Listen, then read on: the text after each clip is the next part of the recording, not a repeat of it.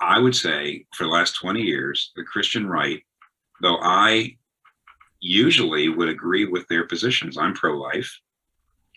In other words, that did not. I still don't think that same-sex marriage is a good idea for the country or people.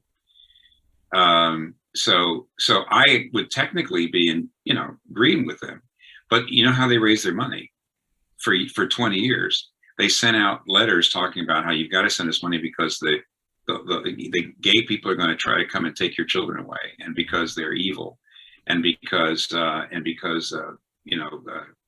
Democrats and the left are going to destroy your religious liberty. They just said awful things and vilified people. It's one of the reasons why so many gay activists now just don't want to forgive evangelicals, because when they had a little more power in the 80s and 90s, that's how they raised their money. That's how they got people out. And weirdly enough, that's not the Christian way at all. The Christian way at all is the way up is down. The way to rule is to serve. This is how Jesus did it. The way to get happy is to not think about your own happiness, but the happiness of others. The way to get any influence is to empty yourself and be a servant. That's Jesus' way. And they're not doing that. They're actually using the Nietzschean way. And I think what that did was by for a long time just keeping evangelicals frothing at the mouth about how everything is going so bad and making everybody so angry. By the way, things are getting bad for evangelicals. It's very possible. I am not in denial about the fact that 10 years from now, if you have evangelical convictions about sex and gender, you may not be able to work for a major university or for the government or for a big corporation. And it's not that Christians haven't faced that other places in the past. We shouldn't be crybabies. Nevertheless, having said all that, we nurtured this, and Christian nationalists use that, and therefore we brought it on ourselves. Even though I agree with Perry and Whitehead that in many ways the Christian nationalists are kind of using us. Not so much we evangelicals are not all Christian nationalists, but they are using us. They're recruiting very well because we made a lot of our people recruitable.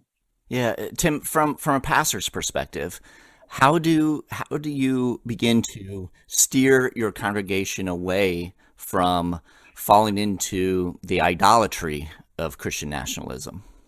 Yeah, right now there are a few churches that are smack in the middle. Most evangelical churches in the cities, with a lot of young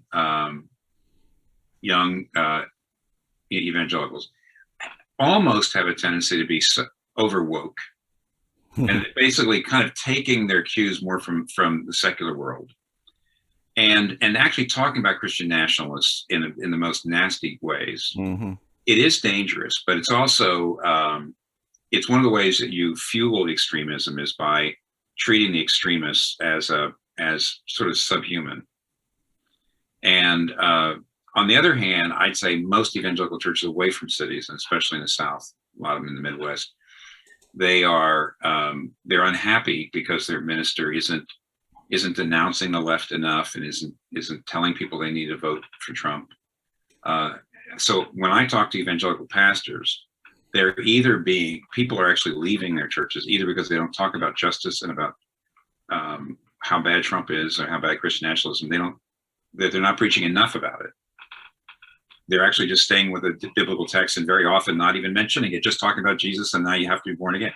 And they don't like that. On the other hand, I'd say probably a bigger number of evangelicals are mad at their ministers because they're not telling people how dangerous things are and you have to vote for Trump and we got to get behind this movement, and they're very upset and people are just walking away.